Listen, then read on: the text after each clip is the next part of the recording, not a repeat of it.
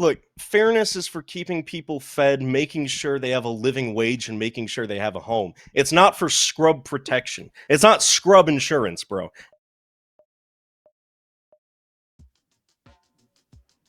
Hello, everyone. Welcome to Plus 3. We're still looking for Manu Singhal. I'm Matt Ronsman, joined by John Epley, and joining us once again, Mr. Michael Rosenkrantz. Gentlemen, how are you doing?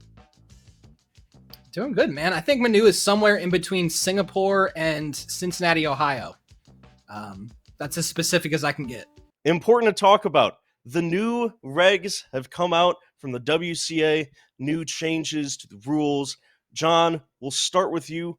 What's your biggest takeaway? What's the reg you're most excited to see implemented? Yeah, well, I think something I want to point to first that I didn't see is it's very important. You click on the explainer doc in that post. If you just click on one of those individual links, you're going to get to a GitHub that's going to look like nonsense if you're not a coder, which I am not. So go to the explainer doc that is listed on the WCA profile to kind of get a much more breakdown description of each regulation change. So I really appreciate the amount of detail that they go into on this. And my take is a little bit silly, but the 5x5 and Megaminx misscramble rules, like, whoo, dude, as a longtime organizer, the amount of times that I have had misscramble after misscramble, and usually you're looking for scramblers to help out, and you waste so much time having to watch them misscramble a cube. Then you got to solve it for them. Then they misscramble it a second time, and now you're 6 minutes behind because your puzzles are just stacking up. So I'm happy to see this. They also added a couple more regulations to make it more fair. So as an organizer, I love that they're looking at some of these quality of life things for us, because I've had many competitions run behind because of this exact reason. Well, I don't know if me clicking on the GitHub link was an indirect shot at me, John, so thank you for that. But after clicking on the explainer doc and going through the regulations, I mean, mine's going to seem pretty basic, but I mean, it's what a lot of us are hyping up over. It's head-to-head. I mean, this is a new format coming to the WCA, already seen in the Premier Speed Cubing League, but this is going to dramatically shift how spectators are viewing the sport of speed cubing. It is going to make for a more spectator-friendly experience, and it's going to provide adrenaline. It's going to provide energy. Look, when we were behind the scenes broadcasting Worlds in Seattle this summer, every time finals came on in a head-to-head format, it's a pure adrenaline rush. No matter how long the day was, it's a pure adrenaline rush. So I just cannot wait for the implementation of head-to-head, and I'm very interested to see what it's going to look like when it starts and how it could be potentially reshaped or even reinvented to be better in the future. Yeah, look, Michael, I'm with you. I think there's not really any other, real exciting change here for me, at least, with the exception of head-to-head. As a spectator, I don't know, as an organizer or competitor, it's a different thing.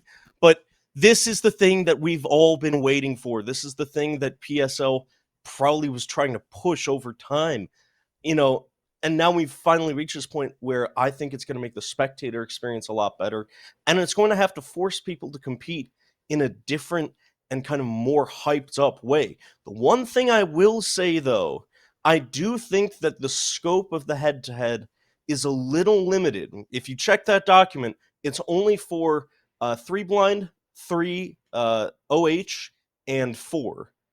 I would really like to see in the future, if they got some other events in there, maybe some faster paced ones, PureMinx, Scube, all that. But I think for now, it's a really great start, and I'm excited to see what the WCA does with head-to-head going in the future.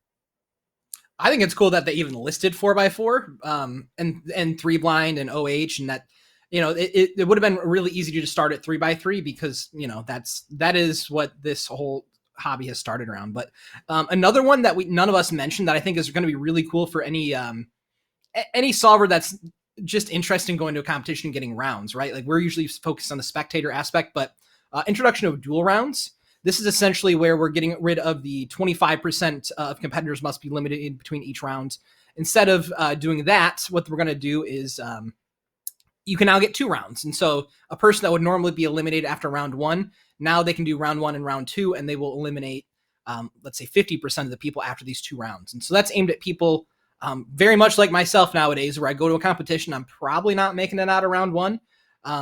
Now it's much more worthwhile for me to make that trip because, I mean, a lot of times it's an investment to go to a competition. You got to drive, let's say, an hour out of your way. You got to get there at 8 a.m. You're not going to leave until 6 p.m. You only get maybe 20 official solves through that amount of time. Maybe you have to buy a hotel and you have to maybe eat out or pack food. Like it's a serious investment. So this will give more ROI for those people that want to show up to a competition, which I think is really cool. And it will help people like me that kind of suck at speed solving get a few more competition results.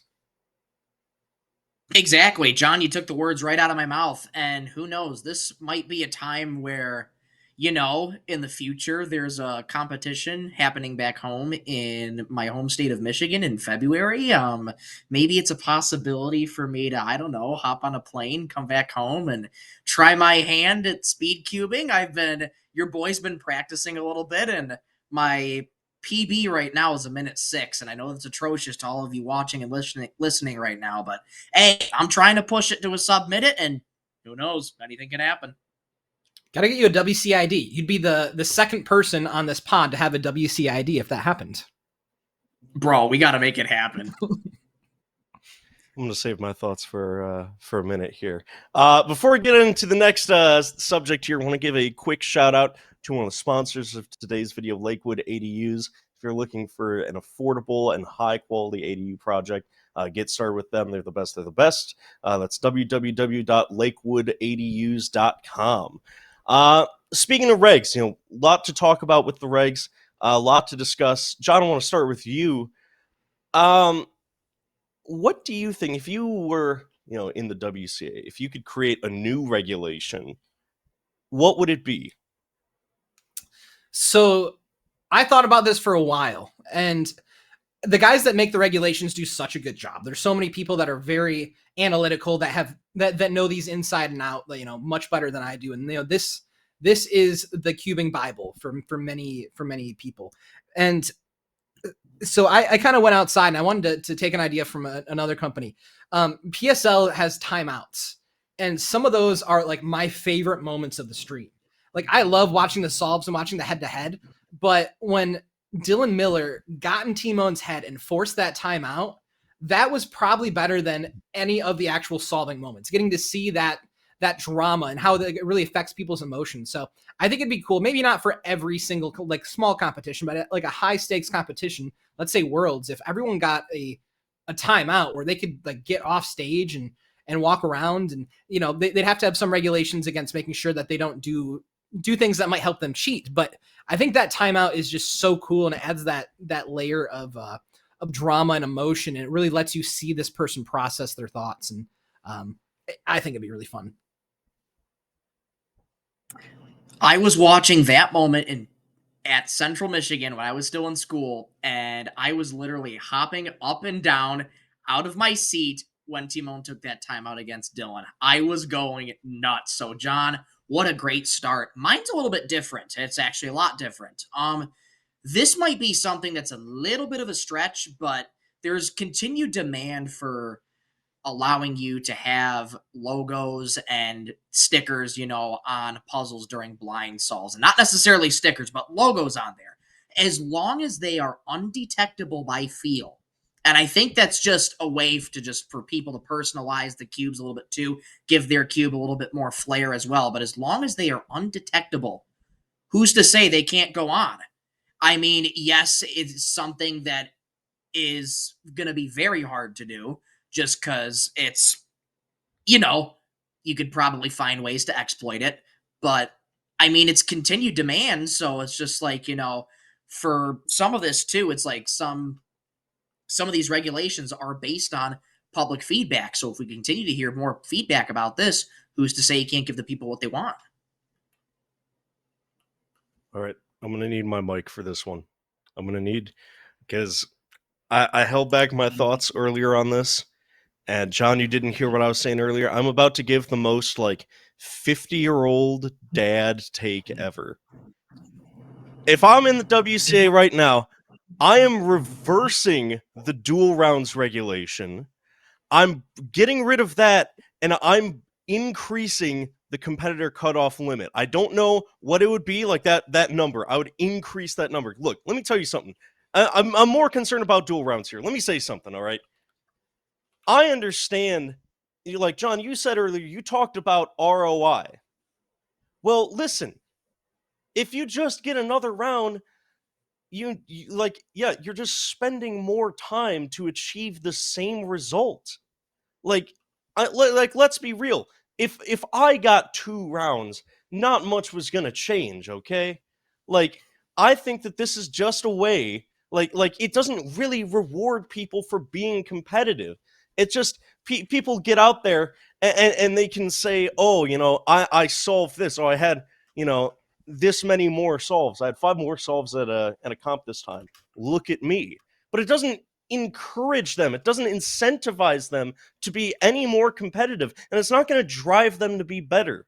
I like all this at the end of the day is people competing against other people in a sport. And I think things that damage that and things that take it back to being a place of more, of an amateurish nature, I think that's a problem. I don't like the dual rounds thing. I think what they had was okay. I think they should have been stricter with it. And I feel like we're just going to be handing out participation trophies at some point. And I can't believe I'm making that take, especially you guys know who I am. The fact that I'm saying this is like absurd.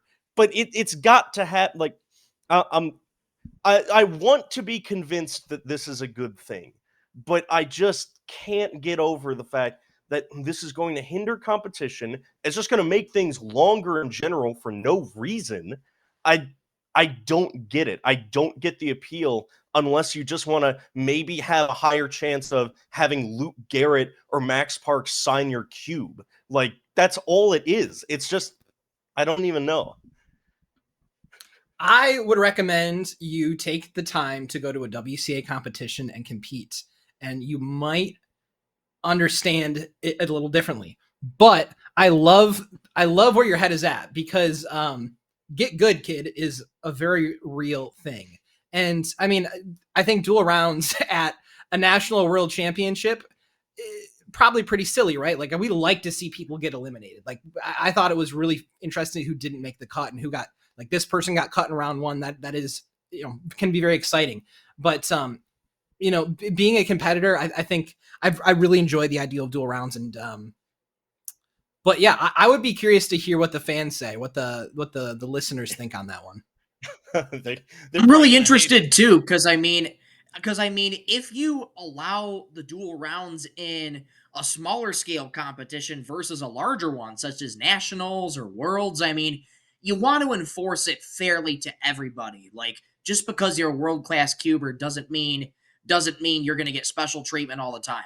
I mean, enforce it fairly. Whether you enforce it on a smaller scale, bigger scale competitions, just enforce it fairly for everybody. But yeah, this is going to be one that the community is going to have to put their input on, and it's really going to be interesting what's going to come out of it.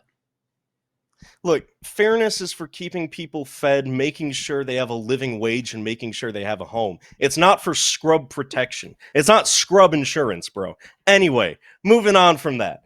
Yeah, y'all. I know a lot of y'all out there are hoping for that scrub insurance, that scrub State Farm, that scrub Allstate. It's not gonna happen. Get better.